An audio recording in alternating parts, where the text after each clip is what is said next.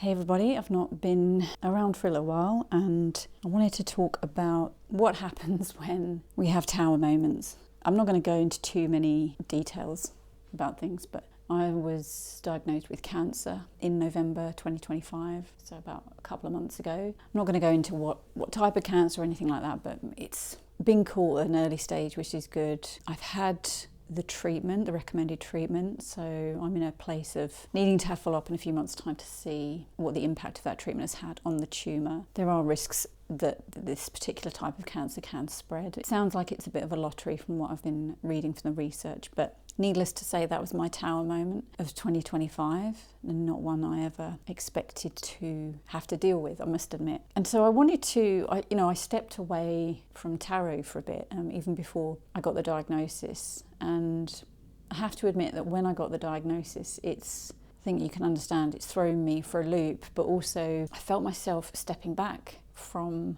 my sort of spiritual practice and my magical practice. It really jarred things. I've not been able to focus on much else really. And for a brief sort of moment or period, I don't know if I kind of felt a bit let down, as though maybe a sense of, oh, this shouldn't be happening to me, why is this happening? But I don't think I've ever felt angry about it, but I've just felt incredibly sad about it, because the things I've taken for granted, which I should never have taken for granted anyway, like imagining a future and what I might do in the future, I can no longer do that now because my mind will jump to, well, you've got cancer, nothing is guaranteed anymore. I really stepped away from my spiritual practice, and even doing this today, I wanted to do a reading, which you'll see on the screen, where I shuffled my deck. So this is the Tarot of the Abyss. So I had an idea to shuffle the deck, find the tower, and then pull out the cards that came up either side. The card on this side I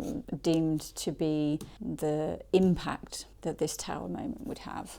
And the card on this side, I deemed that to be what is going to be helpful for me to do to navigate this time. And to be honest, even thinking about picking up a tarot deck and doing this, it felt a bit weird because, like I say, I haven't looked at one for a while. And I kind of thought to myself, well, how can tarot help me, if I'm being honest? But here we are. And I've just, before doing this bit, I shuffled the deck, so I haven't had much time to process what these cards mean. Emperor is Aries, that's my star sign. The Emperor I've always seen as a card of order, of structure, of taking ownership, of taking charge, of taking action. Yeah, certainly in some ways that's what I've had to do. I've really had to just kind of get on with things to a certain extent, because the diagnosis was November, and then I had my treatment. I had to stay in hospital for a few days. I had my treatment in December, and to be honest, it's been a bit of a whirlwind up until that point. So I came out of hospital about a week before Christmas, and it was just a case of getting through, doing what needed to be done, I guess kind of needing to be strong and not allowing myself to get too emotional, because I just needed to get on with what I had to do. You know, the way I see the Emperor, that's what I had to do, was really just put the emotions aside. And I don't know, I've never really thought about whether I see the Emperor as emotionless, but I do wonder now, you know, through this, whether he could be quite cut off from his emotions. He would put aside, not get caught up in the emotions, he would focus on the practical stuff. That's what I see the Emperor as being.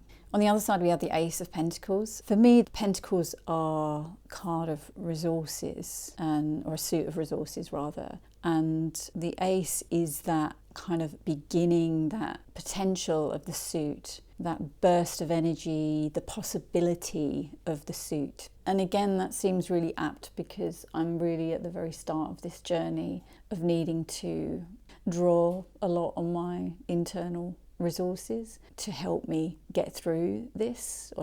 I don't know if there's going to be an end point as such. I think it's going to be ongoing. There's other things that need to happen in terms of treatments and probably ongoing scans to monitor. There's also resources in the sense of needing to think about finances, being very mindful about that, because some of this will entail needing to travel to go to appointments, and making sure that I have those resources in place, so I'm sensible with the resources I have. I also think about resources as being other people. Now, I know the cup suit is more about those emotional connections, but I guess for me, resources, I would see that as making sure that I access the support I need, which, I'm not very good at asking for help, because to me, sometimes that feels like an admittance of being weak.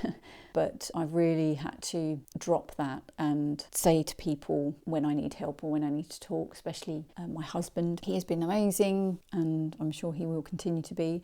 But in order for him to help me, I need to tell him if I'm struggling. There are certain other people where I won't talk to very much about what's going on, because I think a lot of people can be well-meaning in their comments, but often they come off as quite dismissive and not really appreciating the nature of this condition. So Ace of Pentacles really for me is that thinking about the possibilities of the resources that I will need to draw upon, both in myself and in other people. There is something, we've got the roots here on this card, and for me there's something about staying grounded in amongst all this. There's all this potential here, but maybe there's also the potential of using up too much of my own resources, and I'm thinking more emotionally, and I'm just running around trying to do everything and then getting burnt out with it, to be honest. So I need to be very mindful of that and stay grounded, stay connected, one day at a time. I will journal about this. I'll have a think more about that as well and see if anything comes up from that. The other thing I wanted to mention is that you may or may not have seen my other video.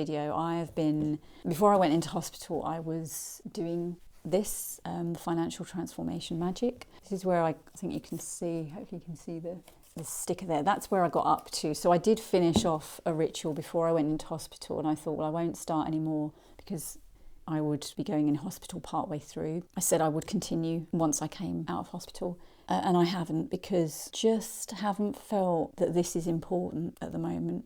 Whether it will be important for me to come back to, and I'm not saying that if you're doing this then you're silly because it's not important. I'm not saying that at all.